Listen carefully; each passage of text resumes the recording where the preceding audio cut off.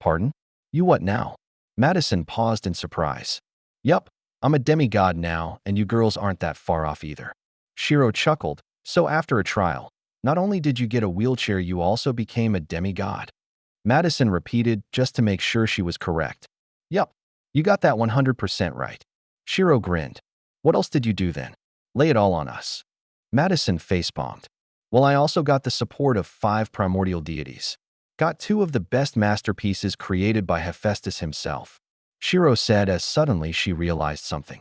Holy sh*t, where the hell is Helion? Shiro asked as the party finally realized what had happened. I'm right here, and it seems like my ability is already working. Helion suddenly appeared as the party looked at him with shock. I'm here too. Me and Helion got rather similar abilities since we finished first.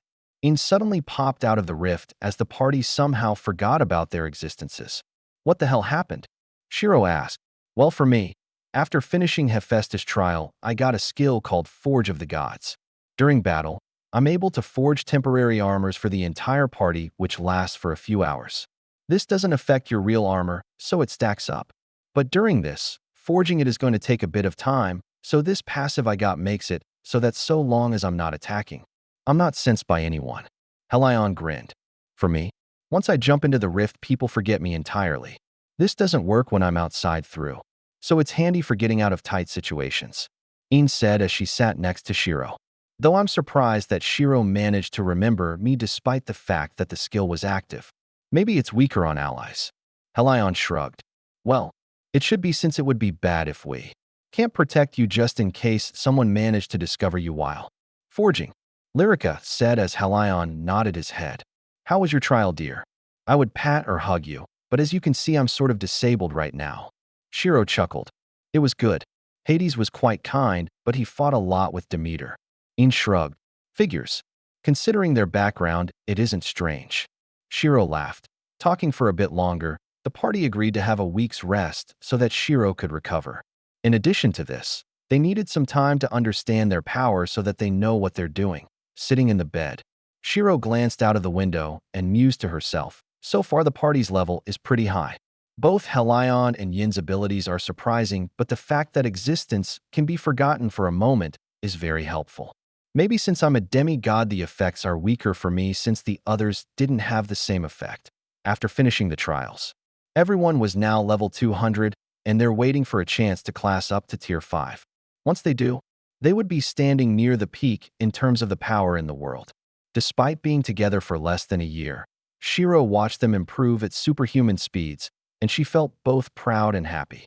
You seem to be in a good mood. A voice rang out as Shiro chuckled and glanced back. MN, just thinking about how much the party has improved. When did you arrive? Shiro asked as she could see Nantion appearing in her room. Just now. He smiled while pulling himself a chair to sit down on. Glancing at his title card, Shiro smirked. How does it feel to be tier 6? Nantion, LVL 501 Incarnation of Light. It feels pretty good. I can travel across the world with ease thanks to my class. Nantion laughed. Well, light does travel pretty quickly. What about you? Anything bountiful? I became a demigod and discovered my true spirit nature. Apparently, that is what every spirit gets, but I hadn't got it yet. The trial helped me unlock it. Shiro replied. She wanted to shrug, but she wasn't able to due to the damage on her body. How long will you be in the state? Nantion asked as he was more worried about her safety than her rewards. Not sure. The system didn't really tell me how long this was going to be. Shiro replied as Nantion furrowed his brows. If I gave you some medicine to reduce this, would it work? I don't think so. This was caused by my body trying to digest the primordial essence of 2 gods, and my body couldn't handle it that well. I'd give myself a month tops to recover. Shiro replied after a moment. Well, it shouldn't be too bad. What are you planning after this? Nantion asked curiously. Well, I'm thinking of looking for the spirit capital. That, and we also need to deal with Madison's heritage, but that's more something we need to do during the age of demons and gods. I need to set up an anchor too. Shiro sighed. MN, you have it rough. Speaking of anchors, we've tracked quite a few other smaller anchors that have appeared. Do you want to do anything with them or leave them for now? Nantion asked. We'll leave them for now. While both me and you are powerful, the others are still tier 4 despite being level 200. We'll need them to reach tier 5, or maybe higher if we want to properly fight for the anchors. I need to find a place for the anchor. Maybe I should make a floating country. Now that I have my divinity, I think that's within my scope of power. Emin, what do you mean by floating country? Nan Tian asked curiously. Well, I can get my nanobots to fill the entire country and lift it into the sky. When that happens, I'll be able to arm the country as well as move it around the world. The best would probably be a floating city, so it's easier to defend, but for my subjects, when I get then, a city would be better overall. Shiro replied. Are you sure? Wouldn't that make it easier for a large-scale destruction spell to destroy it? Nantian asked. You never experienced it yourself, so it's only natural that you underestimate it. Think about it like this. My nanobots are good at consuming/absorbing energy. If I have a whole city made from nanobots with barriers, do you think a spell can hit properly? Shiro smiled. That is true. Nantian nodded his head. There you go then. If you don't believe me, we can go test it out after I recover from my injuries. Sure. But so far I suppose it's a period of peace before the new age arrives. You should probably do some dungeons to increase your level while you're looking for the spirit capital. That's what I plan to do. #### for the next few weeks. The party rested up nicely while experimenting with a few of their new skills. They decided to activate their new forms to test out its power since they weren't going to be fighting anytime soon, and Shiro had to agree that they packed quite a punch. Despite being only tier 4, the party was comparable to a tier 5 group with their skills and fighting prowess. As for Nantian, he didn't do much since he said that if he did, it would cause quite a bit of damage, and that wasn't what he wanted to do. Therefore, they decided to wait for a little longer before testing out his kit. After a month and a half, Shiro was finally able to move around, circulating the mana around her body. She was happy to find out that she was fully healed. Right now the party was making their way past Mount Olympus so that Shiro could show them what her floating city was like. After all, that was probably going to be their next base of operations after the new age started. Looking into the distant mountains, Shiro could see the party watching patiently. Are you ready? Shiro asked with a grin. Ready when you are. Lyrica replied over the earpiece as Shiro nodded her head, slamming her hand down. A giant tier 6 magic circle started to spread out through the entire mountain range. As nanobots spread out, the entire party widened their eyes at the amount of power that was being radiated from Shiro, curling her lips into a grin. Shiro pulled her hand back as nanobots started to form into large buildings around the mountain range. *KRRR. Feeling the entire ground shake, the party quickly jumped into the sky so that they weren't affected by the earthquake.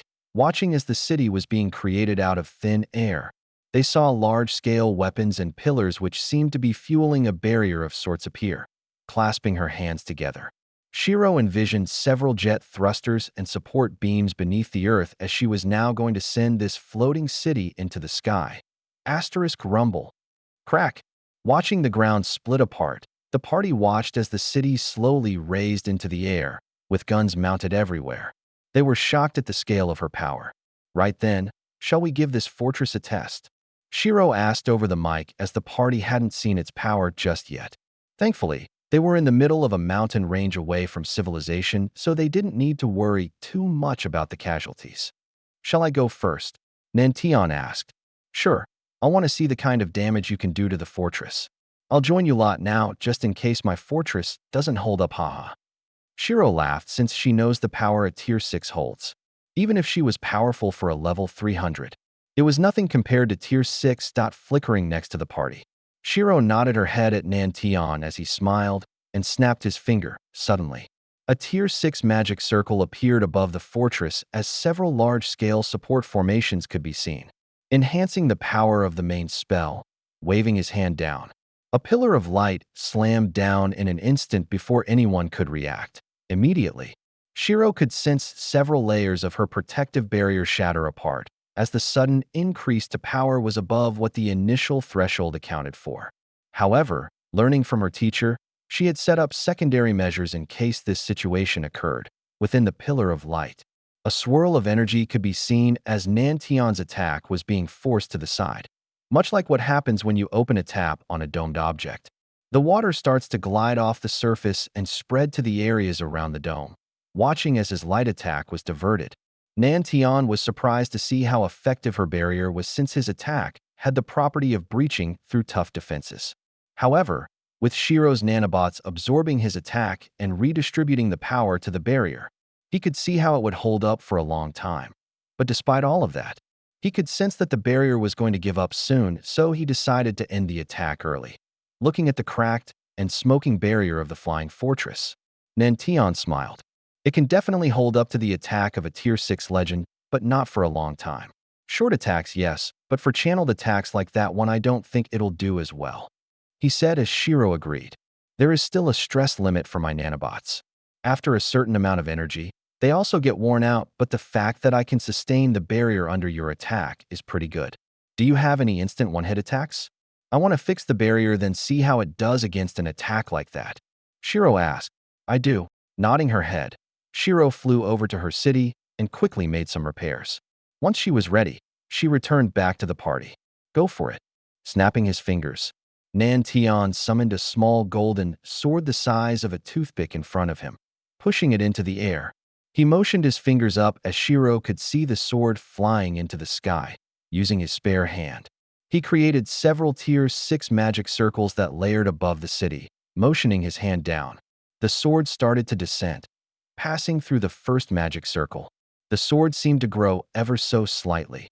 Passing through the second, the third, and the fourth, the size and speed of the sword had now increased dramatically as it slammed against the barrier. Asterisk ping ping ping ping ping. Shattering through the first 5 layers with ease. The sword paused for a moment on the 6th before shattering through once more, followed by the 7th. The 8th and the 9th, Shiro's barrier had 10 layers and each layer was stronger than the last.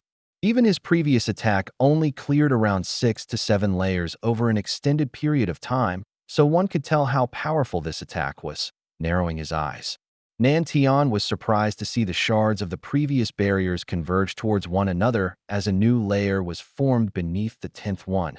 Asterisk ping. Shattering the final barrier, the sword collided with the 11th barrier that was formed by the shattered pieces of the previous barriers. Suddenly, a spot of red could be seen at the contact point. Asterisk bang. Shooting up into the sky, a thin beam of red could be seen as some of the handle on the sword was damaged, but the sword itself was intact, breaking past the 11th barrier.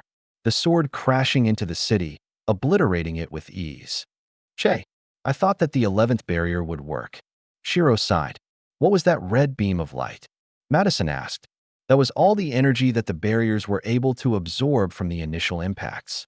The goal of this was that if they could pierce past the first 9 barriers, the 10th barrier would be in place to delay it long enough for the 11th barrier to fire the energy it had absorbed back at the attacker. Since its goal is attack, its overall defensive power is much weaker than the other layers. Shiro explained as the party nodded their heads. I see. What about the firepower of the city?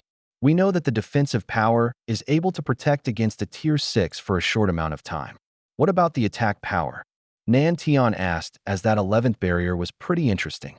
Well, the attacks can either be focused or dispersed. Most of the time we'll probably be using dispersed. Shiro replied with a shrug. Oh, do you think it'll be able to damage me even though I'm Tier 6? Nan Tian asked curiously. What are you, a masochist? You're not a tank, so I doubt you have any skills that can help you mitigate the damage. Shiro rolled her eyes. No, but I do have some life-saving charms. I want to see what kind of damage it can cause, so we have a number in mind if we do fight. Plus, if it gets out of hand, I'm able to escape quickly. Nantian smiled. Right, element of light. Your attack is just about as ridiculous as your speed and ways of escape. In that case, then just stand over there and make sure you don't underestimate the attack, okay? Shiro furrowed her brows, nodding his head. Nantian flew into the distance and created a few defensive spells. Seeing that he was ready, Shiro could only shake her head and activate the attack systems. However, to his surprise, it wasn't the small guns around the side that fired at him. No, nanobots converged towards the center of the city as a new large-scale rail cannon was formed in an instant. Hundreds of Tier 6 magic circles layered along the barrel as Nantian suddenly felt a chill down his spine. But before he could say anything, the gun fired. Asterisk bang. Watching the city shatter from the force, Nantion quickly summoned a sword and slashed toward the attack, slicing apart the attack. He flinched slightly as the initial force that was transferred to him managed to shatter the bone in his arm. Even though he was able to block it, his arm still took substantial damage. Asterisk, boom. Even though he was safe, the distant mountains couldn't be said to be the same as they were evaporated in an instant, feeling the impact hit them twice. First from the initial fire and the second from the explosion. The party couldn't help but feel their body turning a little numb. It isn't too bad, I guess, but it's not good enough. I'll need to see if I can merge some skills with that shot to empower it a bit more. Shiro muttered while waving her hand, fixing the mountains in the distance with one of her attunements. Shiro saw Nantion return with a heavily bruised arm that was healed in an instant. Yeah, I guessed the firepower was a little low to deal proper damage. Shiro sighed. Yes, but that's enough to insta-kill anyone below tier 6. Was that attack just based off of your base stats of the nanobots without any skills? He asked curiously. Yup. My own attack is definitely higher if I include my skills. Shiro nodded her head. Talking to the party for a bit more, they decided to clear a few nearby dungeons before heading back. Their next goal was to reach Tier 5, while Shiro wanted to find the spirit capital. So what are the groups? Lyrica asked, as most of them needed to class up to Tier 5, while Shiro wanted to search for the spirit capital. I can probably look for it with Nantion or something. You girls need to class up. Unless you need something from the spirits, I think we should split up for a bit. Shiro said as the party nodded her head. I'll need to go to the front lines for a bit since I need some demon parts. Madison sighed as Shiro pulled out her phone. I can probably give my sister and cousin a ring so that they can help out with that. After all, they're at the front lines. Shiro said as Madison nodded her head. That would be helpful. After I get to Tier 5, I think I'll pay the demon continent a visit since we need to sort that out soon. She sighed. Amen. When we do that, everyone should be Tier 5, so we'll be ready for most of the dangers. With the new age being so close, there's going to be Tier SIXS in the mix, but we should be able to deal with them. Shiro smiled. Asking the rest of the party, they eventually decided to let Shiro and Nantion look for the spirit capital while they classed up. Giving them a piece of her runic guardian as backup, Shiro watched as the party left the area. Now then, let me summon my spirits, and then we can have a rough guess as to where the spirit capital is. Shiro said as Nantion nodded his head, summoning Nimue, Adi, Izul, and Estrella. Shiro held Adi while Estrella stood up. The location of the spirit capital is secretive since they move around a lot. As you know, I was previously a member of the Royal Spirit Council, so I have a rough idea on where they might be, but I could be wrong. The spirits always change their location so that they're not surrounded and eliminated. Estrella said as Shiro nodded her head. We'll start our search from there then. Where do you think the spirit capital has moved to? Shiro asked while creating a map of the world.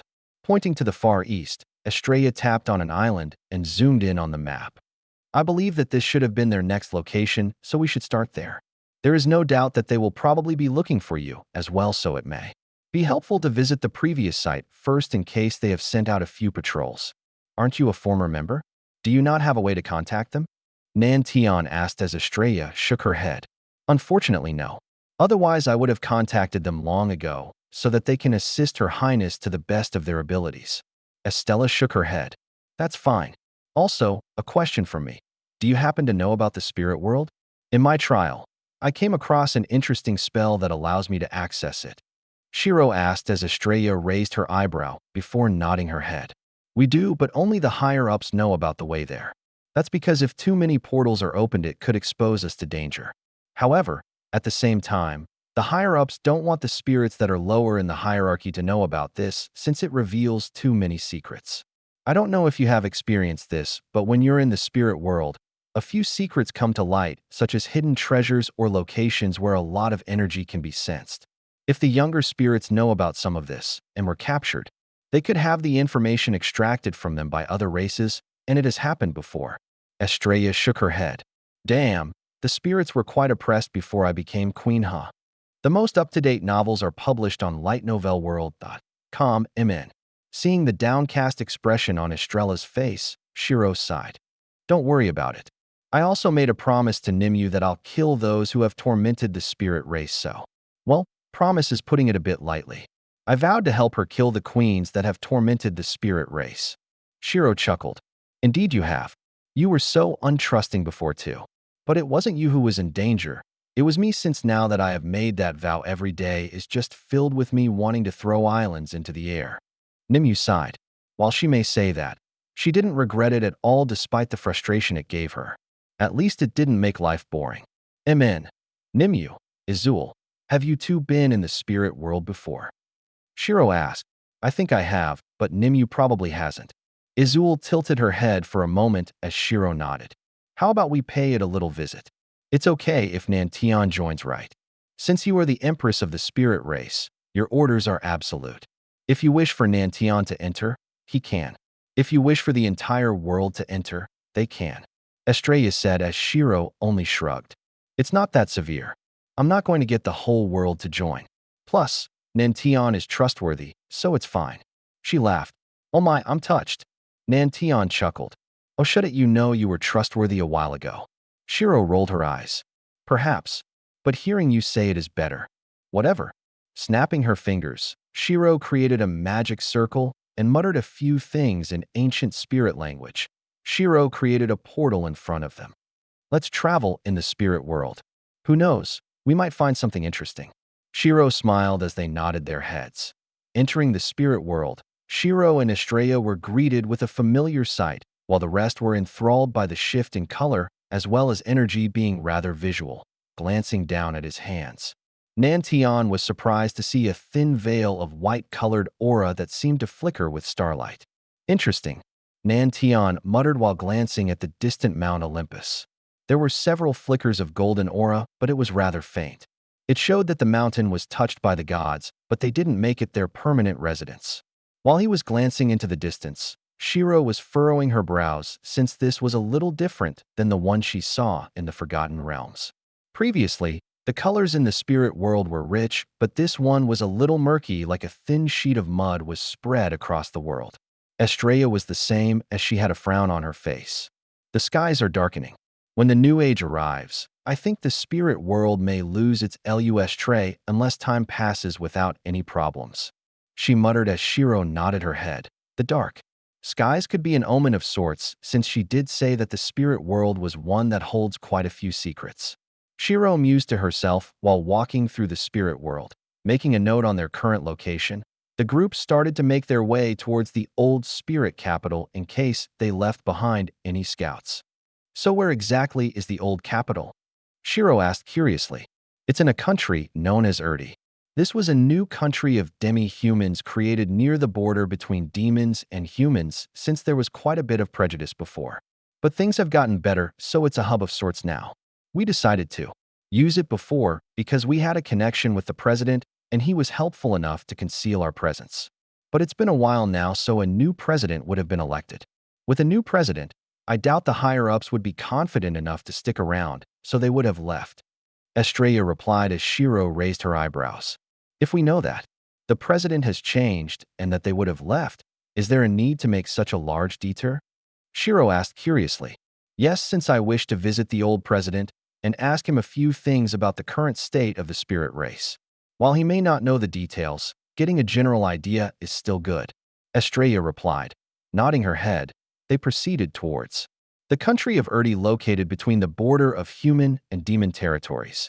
Traveling through the spirit world, the journey itself was safe as there were no hostile monsters that would try to kill them on sight. Hell, even if there was, it would be dumb to try attack their group with the firepower they had.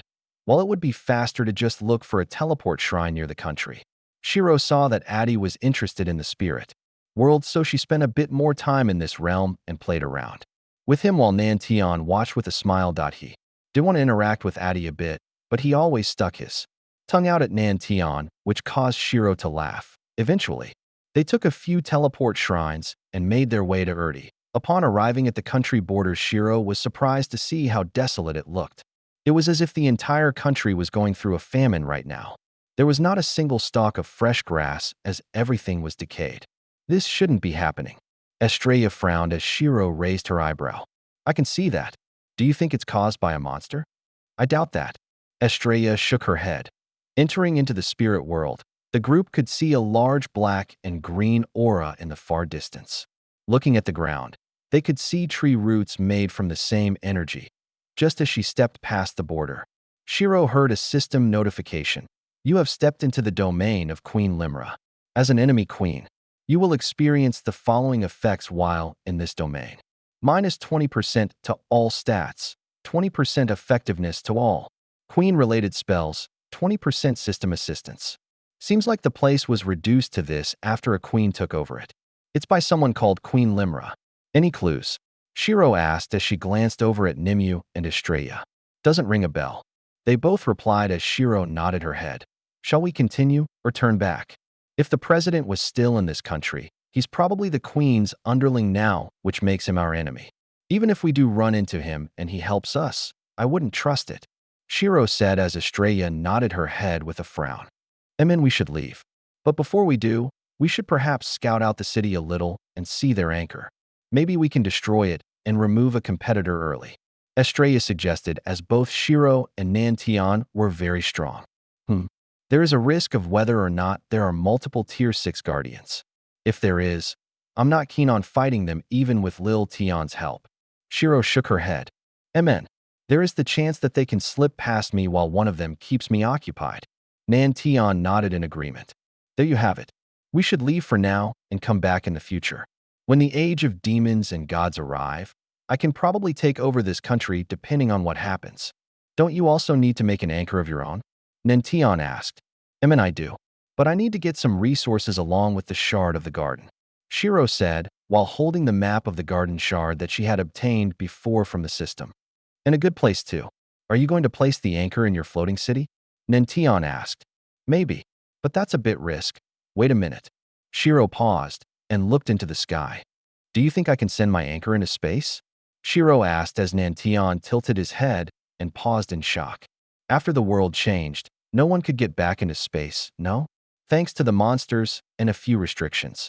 What if I made my anchor and sent it to space? Shiro asked. Didn't the anchors need to connect with one another? If you sent one to space, wouldn't it be a bit too far? Nimue raised her eyebrow. True. Damn. I was hoping I could just make a space station or something and rain destruction down on the world.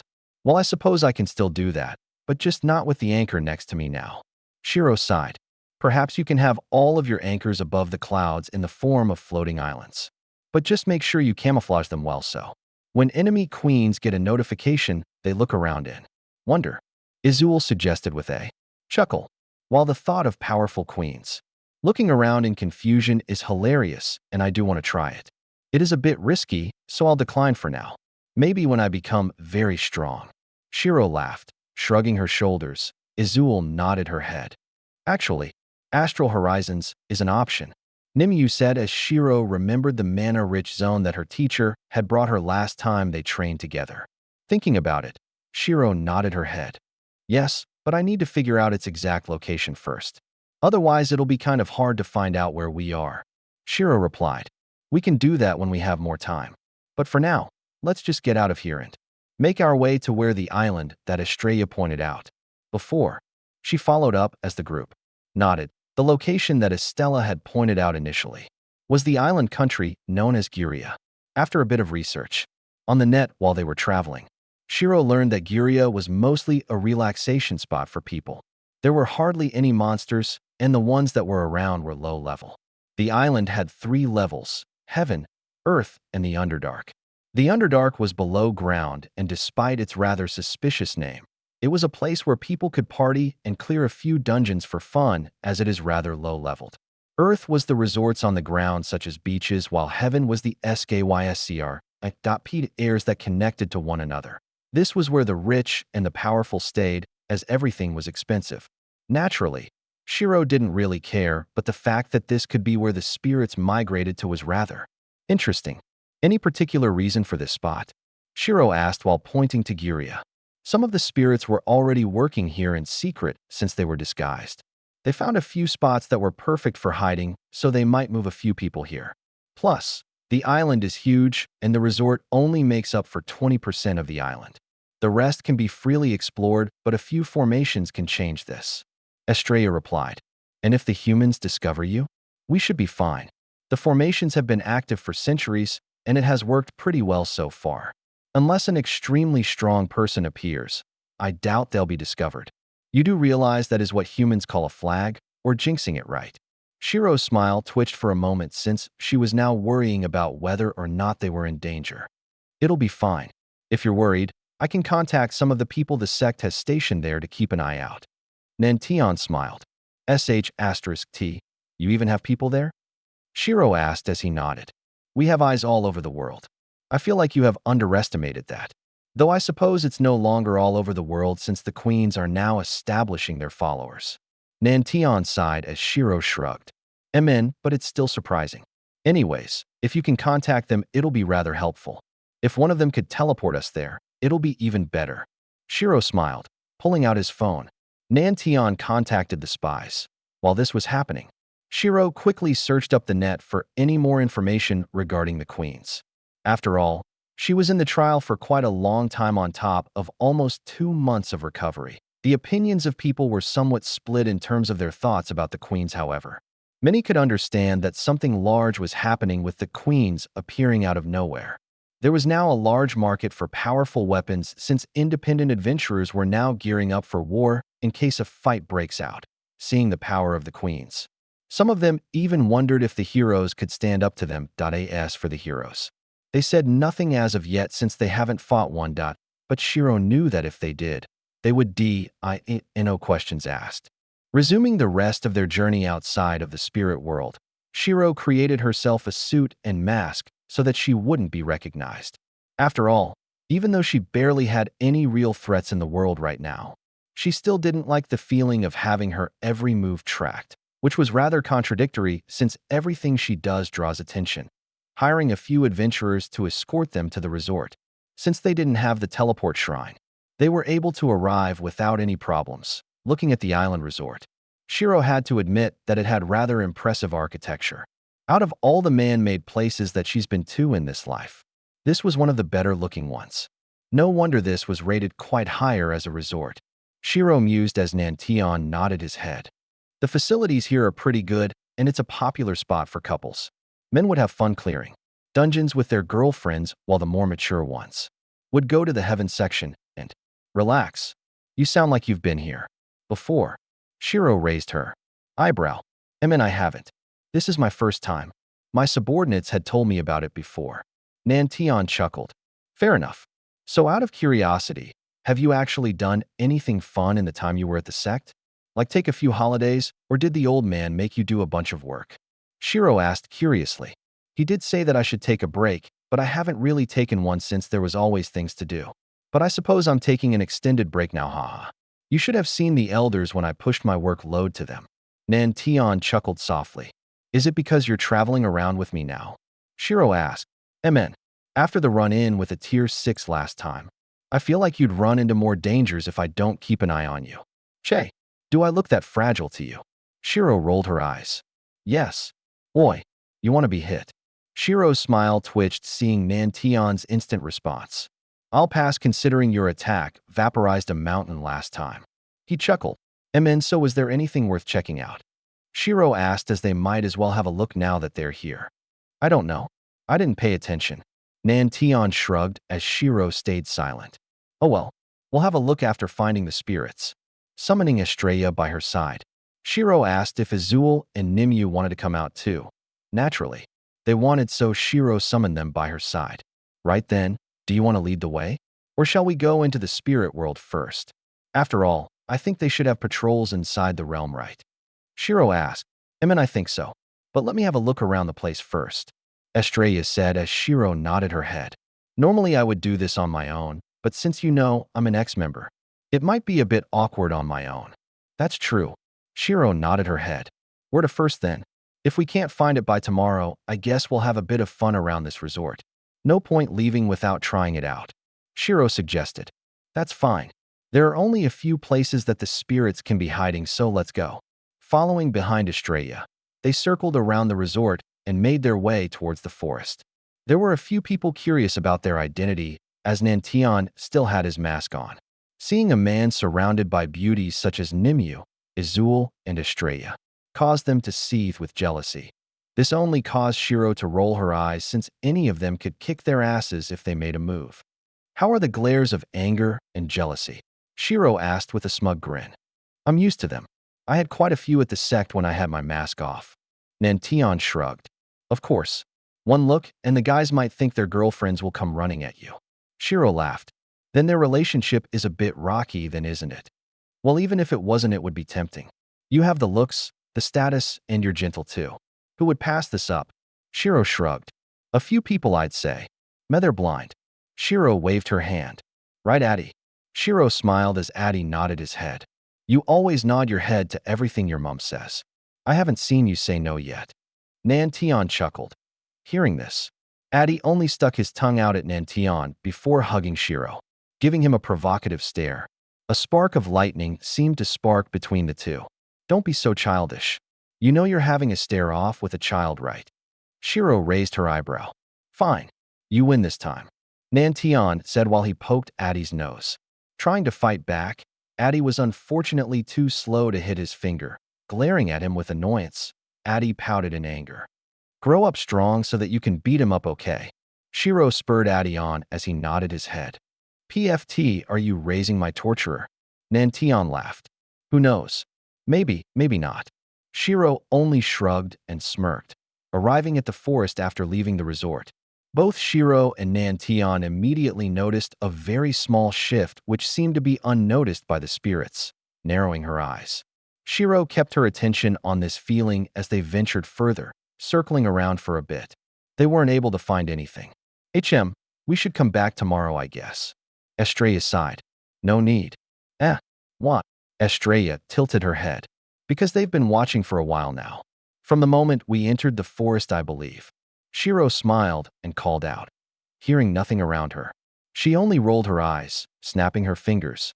Ice chains erupted out of the ground and latched onto their invisible spectators, seeing the sudden appearance of what seemed to be spirits. Estrella was shocked that she wasn't able to detect them at all. Now then, who are you lot? Shiro asked as she waved her hand, bringing all of them towards her. Looking at the people that she had caught, Shiro spotted 2 male spirits and 3 female ones. Who are you? One of them asked back since they didn't expect her to be able to detect her when the other spirits didn't. Someone that's looking for the spirit capital, I suppose. I was informed that I could find it on this island, and it seems like they're right. After all, 5 escorts appeared. Shiro smiled. Naturally, they couldn't see this smile as she still had her mask on. We won't escort you at all. One of them hissed. Are you sure? Shiro laughed since they won't be the same once they realize her identity. Even if I die, I won't show you where the capital is. Rolling her eyes, Estrella sighed. She's the new queen. I brought her here since I believe that this was where the new capital is. Estrella said as the spirits froze in shock, removing her mask. Shiro had a smug grin on her face. So you won't show me even if you die, huh? She asked with chuckled air, seeing Shiro's beauty from up close. The man couldn't help but swallow his saliva nervously, watching the guy stare intently at Shiro. Nantion felt a little jealous as he glared at him. Naturally, Shiro noticed this and couldn't help but roll her eyes at how childish he was being. The man was just looking at her face after all. Plenty of people do that. Don't scare the poor guy now. We still need them to show us the way. Shiro said as Nantion sighed and nodded his head. Anyways, will you be guiding us now? Shiro turned back to the 5 captives. We will, but how can you prove yourself to be the queen? One of the girls asked. Like this. Snapping her fingers, a black dress wrapped around her body as she activated her true spirit nature. Feeling the oppressiveness of her aura, the 5 understood that she was their queen, bowing toward her despite their current state. They watched as Shiro dismissed her true spirit nature. We apologize for our misconduct. It would be our honor to show you the way. The leader of the group said as Shiro nodded her head, dismissing the chains.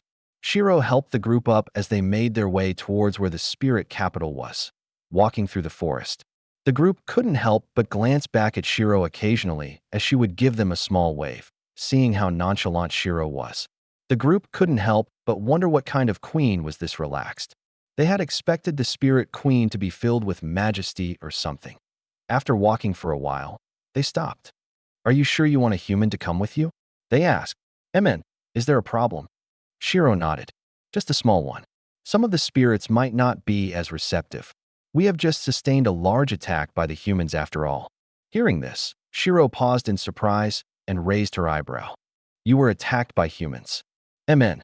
When we had moved from Urdi to this place, we were actually running away from the Queen's forces. Apparently their queen, Queen Limra, is a friend of Vela who has oppressed us before. The moment she discovered that we were in that place, she sent her armorer to chase us, and we had sustained quite a bit of damage. A few elders were captured, but they were able to put up a good fight thanks to the power we had received after your highness became queen. One of the spirits explained as Shiro furrowed her brows. Vela, to think we would actually run into one of her friends. Another spirit gritted his teeth, hearing the name Vela. Nimue, Izul, and Estrella didn't have happy expressions. Since you don't know, I'll explain. Nimue said since she could tell that Shiro was confused about the name. Vela is one of the queens that oppressed us, and she played a huge part. One of her favorite pastimes is to capture us, torture us, then throw us in a fighting ring to fight for our survival. To live for longer, we'll need to kill our fellow spirits. Thousands of spirits have died to her hand before.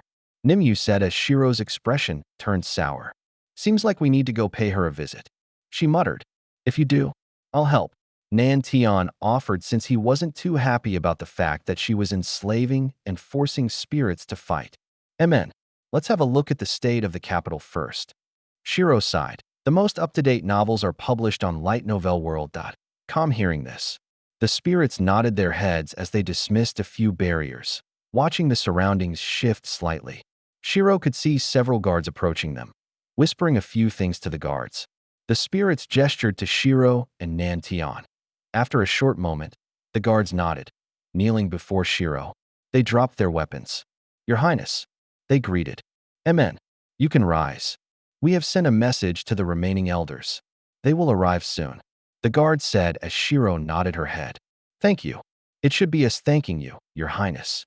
The guard shook his head. How come? Shiro raised her eyebrow. With your presence you have given us hope. There is a hope that we will no longer be oppressed by the other races. He smiled as Shiro nodded her head. Please, follow us, and we shall show you to the capital.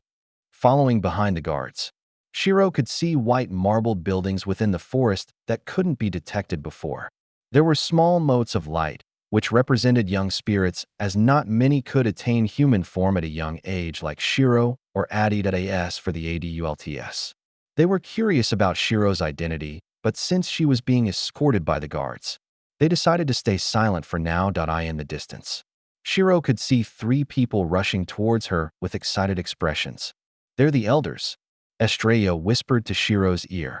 Oh, the one to the left is called Offrit, the one in the middle is called Samuel, and the one on the right is called Zerfi. Offrit was a young man that wore a set of light blue robes. He had short blue hair and golden eyes. Samuel, on the other hand, seemed a little older with black hair that reached his lower back. His eyes were crimson, and he wore a set of black and gold robes. As for Zerfi, she was a young woman who had tied her hair into a ponytail.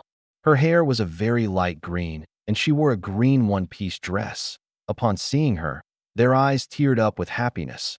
Arriving in front of her, they immediately kneeled down. Your Highness, they greeted. With this, every now knew her identity as they all bowed with joy on their faces.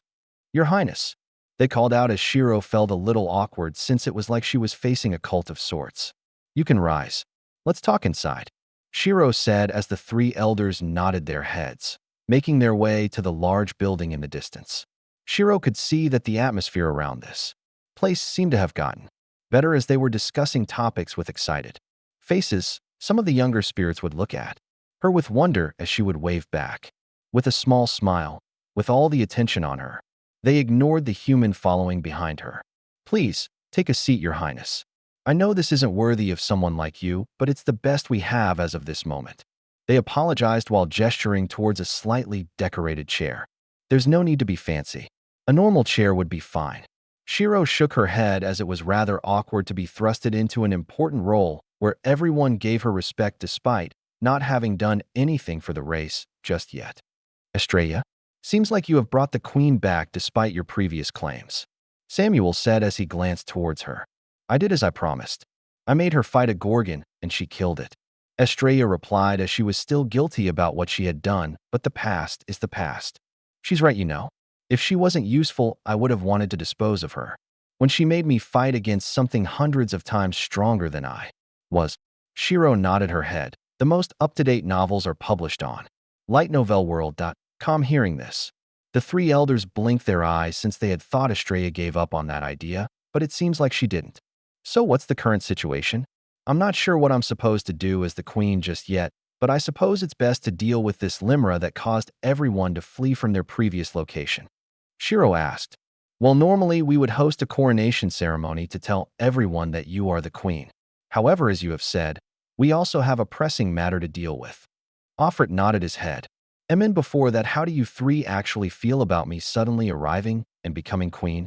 I'm sure it's rather hard to accept that a random person is actually ruling you now. Shiro asked. We do not mind, as we know your strength from the bonuses we have gotten. If not for your strength, we would have been eradicated back in Urdi rather than being able to escape to safety. Samuel sighed as the other two nodded their heads. Well, I suppose my first action as queen should be to reclaim Urdi, or at least save the elders there. That should make my position a bit easier to accept, I suppose. Shiro suggested as they nodded their heads. So can you tell me what their militia is like? How many tier SIXS do they have? What's the queen's power, and so on? Well, for tier SIXS, they have 2 people that have surpassed level 500, and they're the queen's personal guards. Their militia mostly consists of tier 5 adventurers whom she has accepted under her wing, thanks to the presence of the 2 tier 6 guards. If I had to put a number on it, I say they have around 300 tier 5 adventurers and nearly 1,000 tier 4 and below. As for the queen herself, her powers revolve around absorbing power from anything she touches. Naturally, this includes the land itself. Zerfi explained as Shiro furrowed her brows. 2-tier SIXS, huh? That's going to be rather troublesome. She muttered. Even if Nantian could keep one of them distracted, the other would probably kill her. Plus, there was also the queen that she needed to be worried about. Her future self told her that she shouldn't underestimate the queens, so Shiro knew that fighting the queen and a tier 6 was suicide. Having 2-tier SIXS is going to make things annoying. I can block one, but not the other.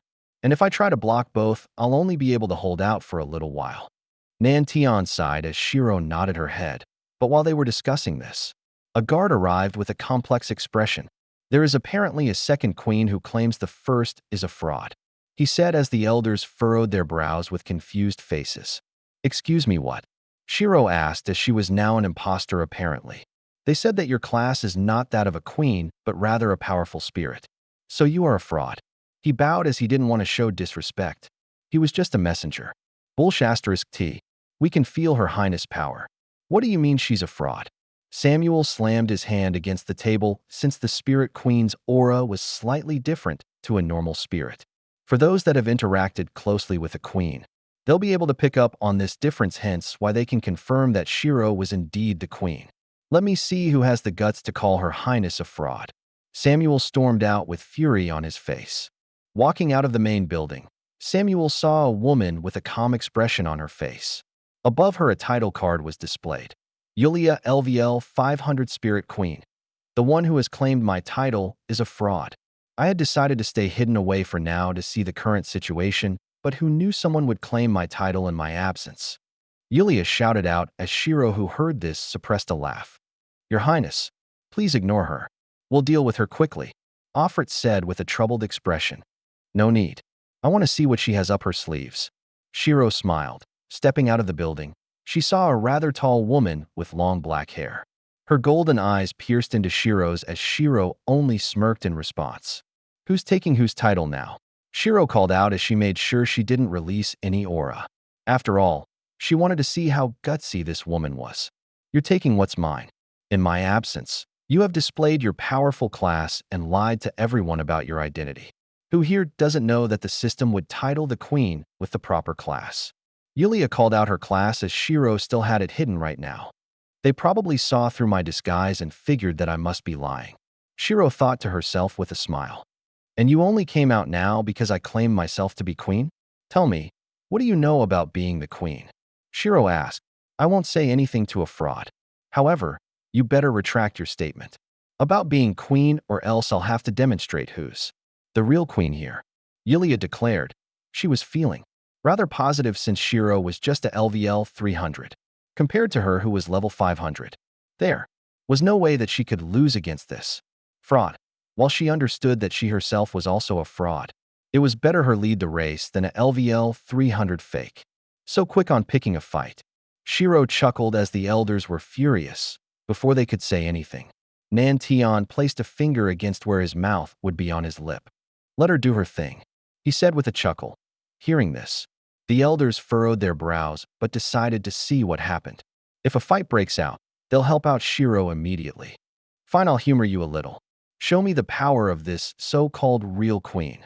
Shiro smirked and flexed her fingers, creating a normal long sword that had no skills attached. She taunted her Yulia to attack her. Lil Tian, protect everyone for me, Shiro said as Nantian nodded his head. Sure. Watching as Yulia flickered from her location, Shiro only chuckled and raised her sword. Asterisk clang. Clashing against Yulia's sword, Shiro watched as several orbs of light appeared around her, understanding that they were going to blow up. Shiro only rolled her eyes and flicked her wrist, activating Celestial Path. She canceled all of them out in an instant. Anything else? Shiro asked, pushing Yulia away, looking at her with shock. Yulia didn't understand how someone 200 levels behind her could react that quickly. Even the elders were surprised at Shiro's prowess while Nantian was focused on making sure none of the spectators got harmed. Taking a deep breath, Yulia narrowed her eyes. Bringing her sword down, she flickered from her spot. Suddenly, hundreds of blades appeared around Shiro, activating her boundary. Shiro slashed towards the blades that would harm her and ignored the ones that didn't. Asterisk ping. Shattering tens of blades in an instant, Shiro didn't move a single step from where she stood. Anything else? I'll give you a few more seconds to do whatever you want. After that, it'll be my turn to attack. Shiro chuckled while glancing at Yulia lazily. At this point, the elders could already see a winner as the difference in ability was far too great. Even then, they were still underestimating Shiro as Nantian knew what she had stored away. She wasn't using her sword, her skills, or her guns. This was Shiro with her most basic abilities, gritting her teeth. Yulia activated her spirit nature as a white and gold aura exploded out from her body, wrapping her body in some light armor. She dashed towards Shiro once more, raising her eyebrow. Shiro could sense energy gathering around her, but it was invisible to the eye. Reappearing before her, Yulia slashed out with her sword. Just as she did this, the invisible energy started to detonate. In a split second, Shiro was surrounded by a web of blades with no exit in sight. Seeing this, Shiro narrowed her eyes and took a single step back before crafting a second blade. Takamikazuchi technique plus boundary. Asterisk ping. Shattering the blades apart, Yulia was now open for an attack. Just as Shiro was about to slash towards her, she sensed the invisible energy forming chains and lashing out towards her, flicking her wrist. She deflected these chains with relative ease. Is that all? Shiro asked while blocking a few slashes. Yulia didn't say anything as she was starting to feel as though something was wrong. There was no way that a level 300 could actually block everything she threw at her. Seems like you're done. To think you actually claimed to be the queen with such meager power. Laughable. Shiro narrowed her eyes as she released her aura. Asterisk bang. Feeling a large pressure crash down on her, Yulia was instantly forced to kneel as the skies darkened, snapping her finger. Hundreds of Tier 6 magic circles appeared in the air as nanobots swarmed together to form a myriad of bladed weapons. Raising her hand in the air, Shiro looked at Yulia and opened her mouth. Should I commence the attack? All the blades would pierce towards you without fail. You will die? For those that now have concerns over whether or not I am the queen, I don't care if you don't believe that I am indeed the queen. However, if some random idiot thinks that they can appear before me and claim that I'm a fraud, they are dead wrong. Shiro grinned as she allowed people to see her title card, Shiro LVL 300 Divine Sylph Snowmancer, activating her true spirit nature. She allowed her full aura to be released as everyone in the area felt her presence. Understanding that she was indeed the queen despite not having it written on her class, the spirits accepted Shiro as their queen. You can think about how we should deal with this idiot. We've got more pressing matters to attend to. Shiro glanced towards Samuel, who nodded his head. Grabbing Yulia, Samuel could feel that she was completely drenched with cold sweat. Her face was pale, and her lips quivered. During that single moment, Shiro had focused her killing intent towards her, with the addition of blades surrounding Yulia. Her killing intent made her imagine herself dying in several ways within that split moment. Seeing this, Samuel could only click his tongue with disdain, as the woman had lost her will to fight. Even those that are lower level could have better wills. The ones that died to buy time for their escape fought to their very last breath, and yet this woman lost all her will with a single demonstration from Her Highness. Shaking his head, he grabbed her by the shoulders and walked away with her in tow. After the woman was dealt with, Shiro discussed the plans with the remaining elders. Their main goal is going to be saving the elders that are being held captive. As for dealing with the queen, if they are able to distract one with all of their powers combined, then Nantian could take care of the other. With the 2-tier SIXS out of the way, Shiro would be allowed to deal with the queen on her own. The only problem was one tier 6 could deal with a whole bunch of tier 5s, so it was going to be hard. Let's go with this. We'll scout first and see where the elders are being kept. Being in the area decreases my power by 20%, so I want to avoid fighting. With that kind of debuff if I can, Shiro said as the elders agreed. We do know a spirit who is good at scouting, so we can have them follow us for this excursion, Samuel suggested as Shiro nodded her head. Anyone who you think can help us, bring them along. But try to keep the numbers lower since it'll be hard to go unnoticed with a large amount of people. Shiro reminded. Understood. Finishing the meeting, the elders showed Shiro to her room, as Nantian's room was next to hers.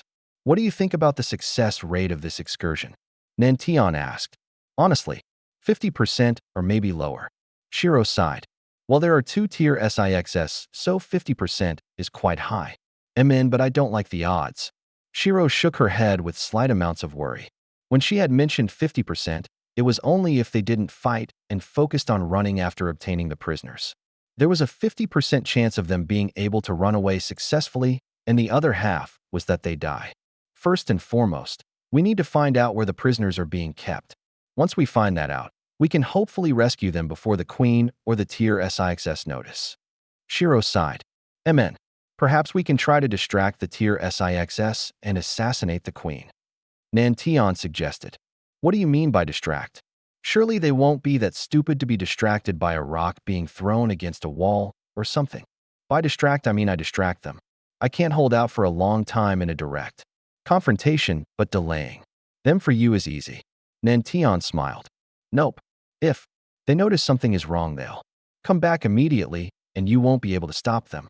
Plus, fighting against 2-tier SIXS is dangerous without Sylvia around. If you die, we won't be able to revive you. Shiro frowned. It's fine. After reaching tier 6, my connection with light has been strengthened. Physical attacks have a hard time harming me. He reassured, but Shiro shook her head. Nope. Just let me think of something. Shiro thought to herself for a moment before an idea appeared in her mind. However, after a moment to consider the chances, she shook her head. Her idea was to disguise herself as the Beast Queen since their powers looked similar. However, knowing what the Beast Queen is like, there's bound to be more tier 6 guards, and they would wonder why she only had one guard with her. Plus, she lacked information on the Beast Queen, so she was going to be in a tough situation. TCH. If it wasn't for the prisoners, I would have just bombed the entire city or something. Shiro frowned as her firepower was more than enough to harm tier SIXS that were caught off guard.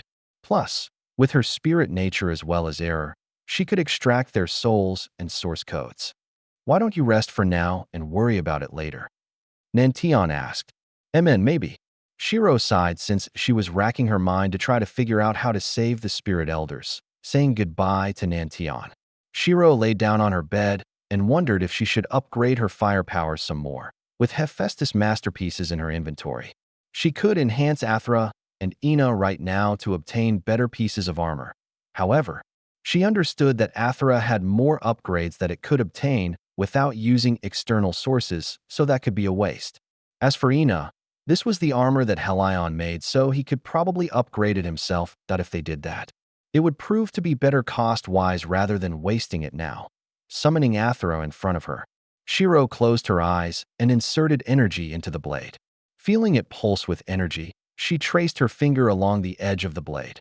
All of the abilities that her sword provides are amazing as they increase her stats by the percentage.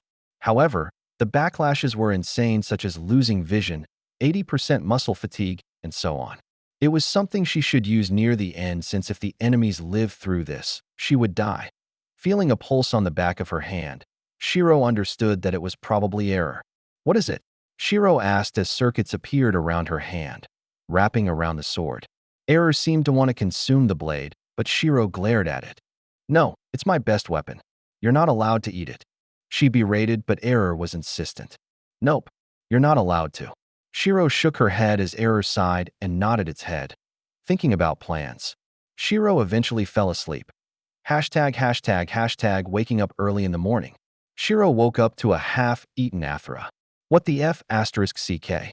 Shiro shouted out as the self-repair wasn't working. "What's wrong?" Nan rushed in hearing her shout. "Nothing much. Just that my best sword has been eaten." Shiro forced a smile. Just as she mentioned eaten, Error reappeared on her arm and regurgitated what seemed to be a climb of metal that was glitching out almost. Seeing this, both Shiro and Nan raised their eyebrow in confusion as Error pushed the metal towards her, frowning slightly. Shiro picked up the metal that was made from the blade of her sword that had followed her since the beginning. Athra metal, Black Plus, a special metal from a sword consumed by, and was further infused with, S power. This metal is a very special metal as it can merge with anything and does not require a smith. Seeing this, Shiro glanced at Error. "Were you perhaps wanting me to use this for a better sword?" Shiro asked. Nodding his head, Error used his circuits to make the shape of a sword and swing it around. Tilting her head, Shiro brought out Hephaestus' sword, which she received from the trial. "This?" she asked, nodding his head once more. Error reached out to the rest of Athra, which Shiro agreed to let him eat the rest to produce more. "Metal. Seems like it's sentient." Nan said as Shiro nodded her head. "Yup, I suppose it's like another child. Are you running an orphanage? You have so many children now." Nan laughed. "Che, they just keep appearing before me. What can I say?" Shiro shrugged, though he must have heard my worries yesterday. She muttered as she watched him consume the rest of the blade and produce more metal with the metal in hand.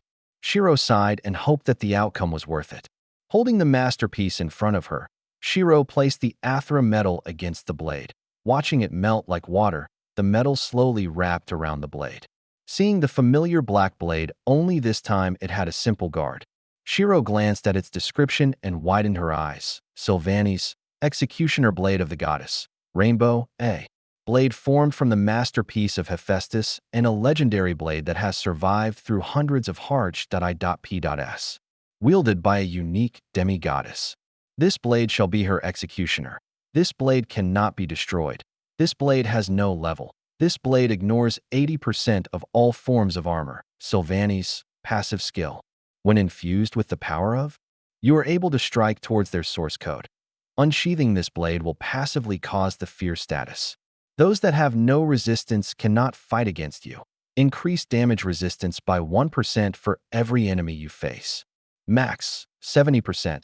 You can cut down any forms of magic.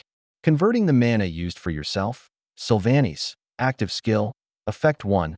When activated, your stats are doubled as Sylvanes will deal 100% true damage. Duration, 2 minutes cooldown. 1 day effect 2. The enemy is locked in the same realm as you, and they cannot escape by any means. No one can interfere as you will be locked in a 1v1 duel. Duration, 1 minute cooldown. 5 days effect 3. You can shift your sword through space, and it will jump forward in an instant. If there is a wall, the sword will phase through the wall as though it was never there. Cost, 2% of mana for each shift cooldown. N/A effect 4.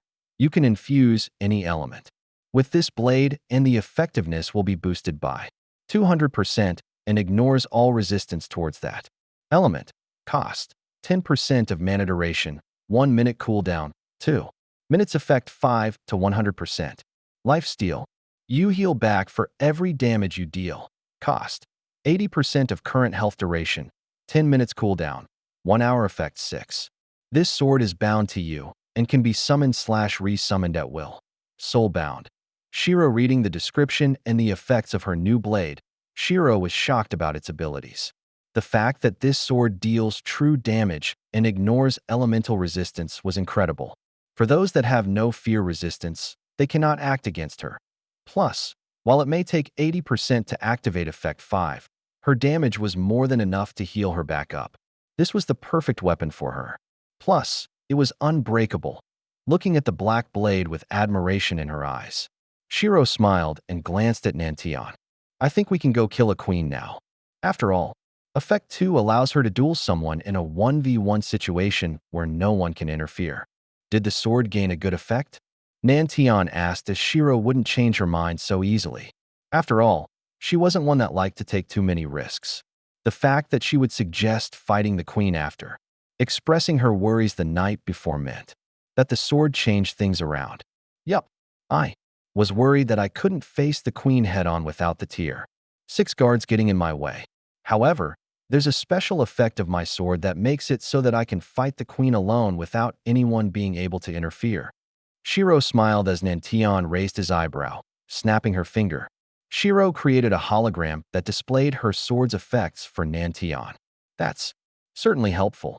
He nodded his head as he couldn't believe the stats that he was seeing. While the sword had no level to speak of along with numerated stats, the passive spoke of its power.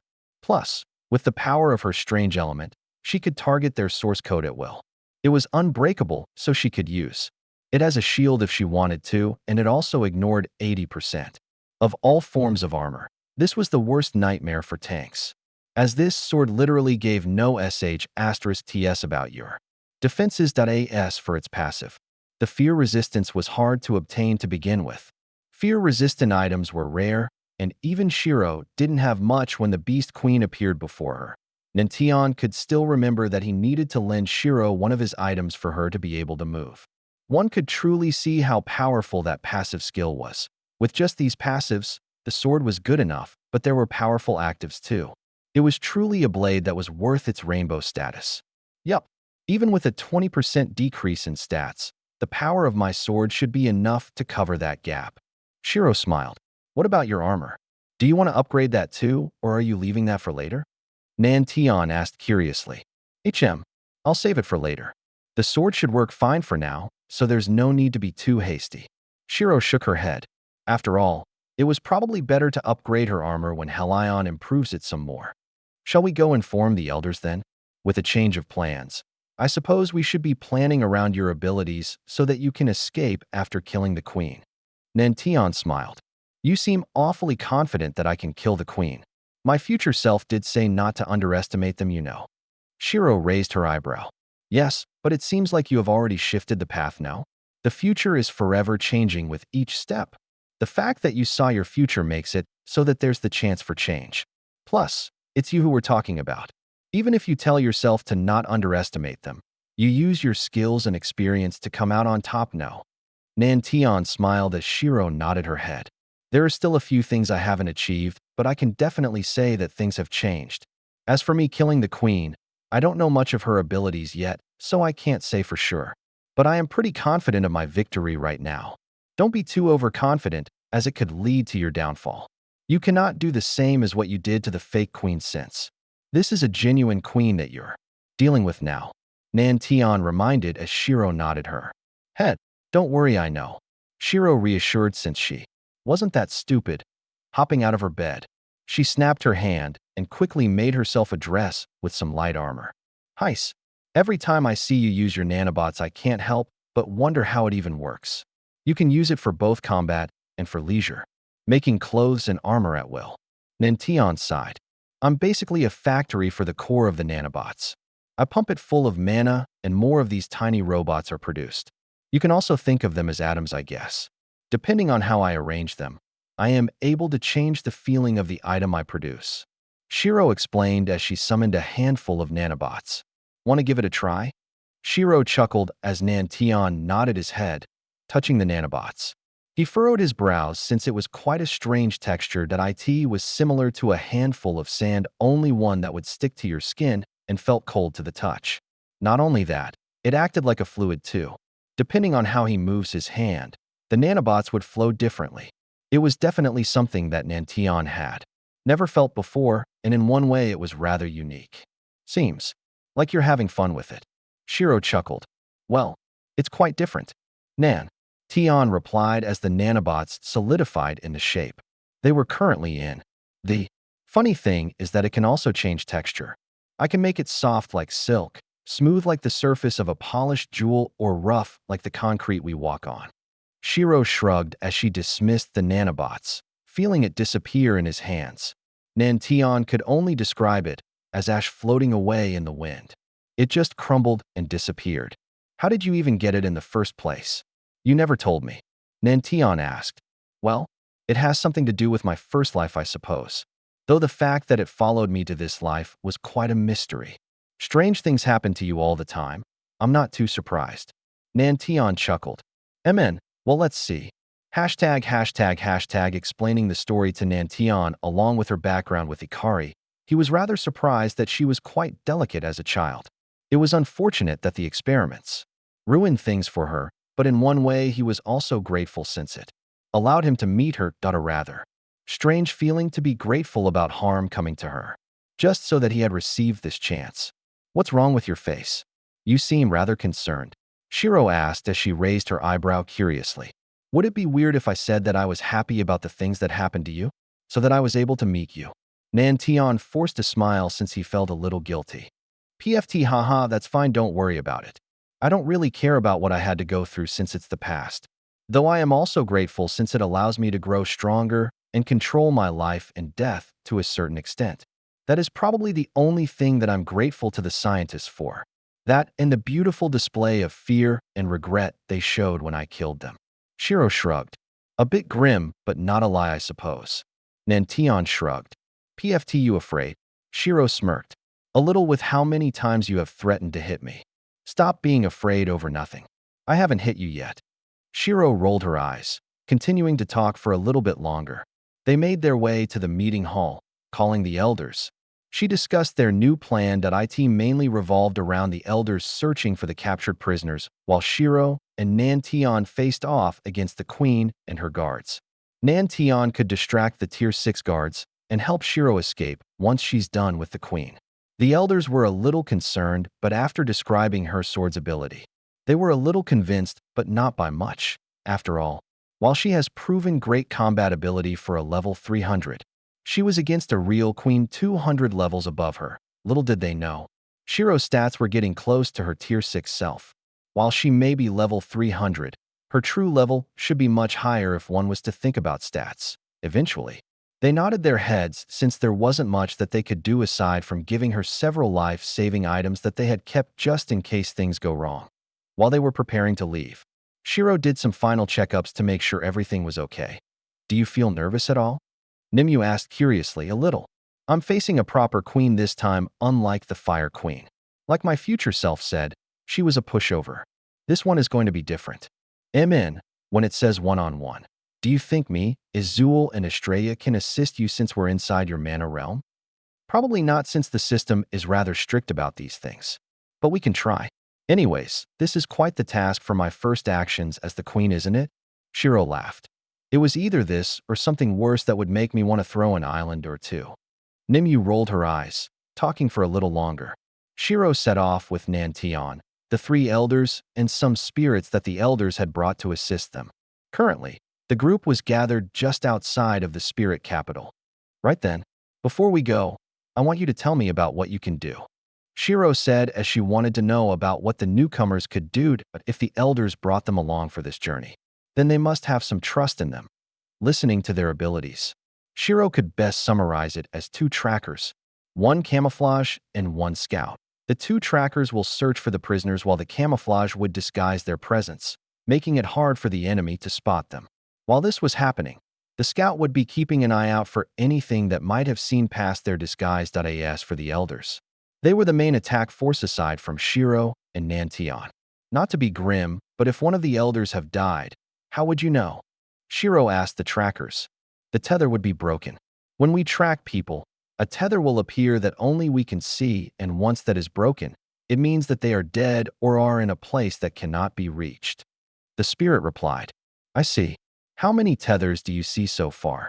Shiro asked. We see 3 tethers so far. The other spirit replied as the elders paused and sighed. So that means 4 have died. Samuel balled his hands into a fist, biting her lip. Zerfi held back a cry of anger, seeing their reactions. Shiro could see that they must have just experienced survivor's guilt. Don't pull that face. I'll pay them back 3-fold for you. Shiro smiled. The elders nodded their head, but naturally. They were a little doubtful, shaking her head. Shiro ignored them for now and flexed her fingers, activating her disguise skill. She camouflaged everyone while the spirit that was responsible for the camouflage looked at her in shock. What? I have quite a diverse skill set. Shiro shrugged as he quickly apologized for his rudeness, using the teleport shrine. Shiro teleported everyone to the border country of Urdi, looking at the state of the land surrounding it. The spirits only sighed as they were closely tied to nature. We'll fix the country later. Do you know where the tethers are pointing towards? Shiro asked as she brought up a map of Urdi that she found online. I believe it should be in the capital city, as that is where the anchor is placed. Offrit said as the spirits responsible for the tracking nodded their heads. Our tethers essentially show us a straight line to the target, and right now it's pointing towards the capital city. I see. Once we get to the capital city, we'll split up and perform our separate tasks. Keep this on you, and I'll contact you if anything goes wrong. Once you find the captives, see if you can save them. If you can't tell me about the problem, Shiro said while handing them an ear. Peace. Understood. They nodded their heads. They weren't unfamiliar with human technology, so they knew what the earpiece was, slamming her hand against the ground. Shiro created a jet. Hop in. We're going to take the fast route.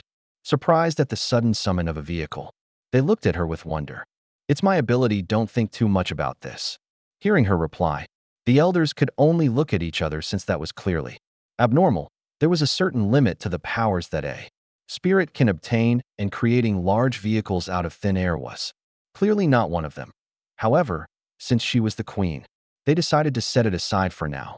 Entering the jet, Shiro grinned, seeing everyone strapped in.as with always. There is going to be a baptism process. Turning on the engines, Shiro narrowed her eyes while Nantion only glanced back at the unsuspecting passengers and sighed. Good luck, he said towards them, which caused them to tilt their heads. Why good luck? Feeling a sudden force slam into them as the jets soared into the sky, Shiro only laughed at their faces. The journey itself was short, but for the passengers it felt like an eternity. Despite their physiques that have been reinforced by their level, they were still forced back into the seat from the way Shiro manipulated the forces that they were feeling, exiting the jet a little weak-kneed. They recovered soon after. Your Highness, please give us a heads up when you want to do something like this in the future. Samuel forced a smile. It wouldn't be fun otherwise. After all, I only get one chance. Shiro laughed. Right now, they were still a distance from the capital city, but Shiro could already sense the anchor as a large source of energy could be felt in the middle, understanding that she probably got some power back from the people that have went under her rule. Shiro could guess that she'll be fighting Limra at her peak. However, that was fine as she had access to all of her berserk skills along with her new sword. The city itself looked fine from a distance, but Shiro could see the cracks in the concrete along with the lack of ambient mana from anywhere else other than the anchor. The further away you got from the anchor, the less mana there is for monsters. This would dampen their mana regen as well as passive regeneration unless they have special skills from the system. Me and Nantion will make a flashy entrance so you can try to camouflage yourself. Good luck. Shiro smiled as she and Nantion jumped into the air, releasing her aura. Shiro made herself known as she approached the city with Nantion next to her. Who goes there? A booming voice shouted as 2 figures appeared in the space in front of them. Just another queen. I happened to come across this place and wanted to pay a little visit. You know, talk to a neighbor or two. Shiro smirked as she camouflaged her title so that they couldn't tell what level or class she was. Naturally, Nanation did the same, and they could only tell that he was tier 6. Hearing this, the 2 guards glanced at each other and frowned. They were both dressed in heavy plates, but Shiro could tell that they would be freakishly fast should they begin fighting. Naturally, if they could diplomatically solve this, it would be good too, since she wouldn't need to fight and they can rescue the prisoners. If you're another queen, then surely you aren't trying to pick a fight before the new age even begins, right? Are you trying to make yourself an enemy of every queen out there? A feminine voice rang out as Shiro narrowed her eyes. Limra, LVL 500 Vampiric Queen. Seeing her title, Shiro narrowed her eyes. When seeing the word vampiric, one would normally think that she was going to be sucking blood or something of the sort. However, since the elders have told her that she absorbs energy, Shiro understands that she needed to be careful about contact with this queen. Of course not. I just wanted to say hi to a neighbor. Is there a problem with that? Shiro asked with a smirk. Nope, but what kind of neighbor greets with such a threatening aura? Limra narrowed her eyes. That's just my form of greeting. I do hope that you do not take offense. Shiro asked with a chuckle as Limra only frowned at as she did not know about Shiro's level just yet. She wasn't going to make a move. However, from the energy she was feeling, there was a chance that she could be above Shiro in terms of strength. Of course not, but if a greeting is all you want to do, then you may take your leave. Limra narrowed her eyes. Why not sit down and have a sip of tea? As fellow queens, I'm sure there are things we can talk about. Shiro smiled. I am rather busy today. Please take your leave, or else I shall take that as a sign of aggression. Limra frowned.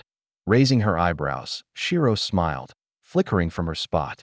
Shiro appeared behind Limra and had her sword against Limra's neck. Then take it as an action of aggression. Shiro smiled as the two guards had acted quickly as well. However, Nantion blocked their swords from striking Shiro. Energy erupted out from all five of them as they began combat.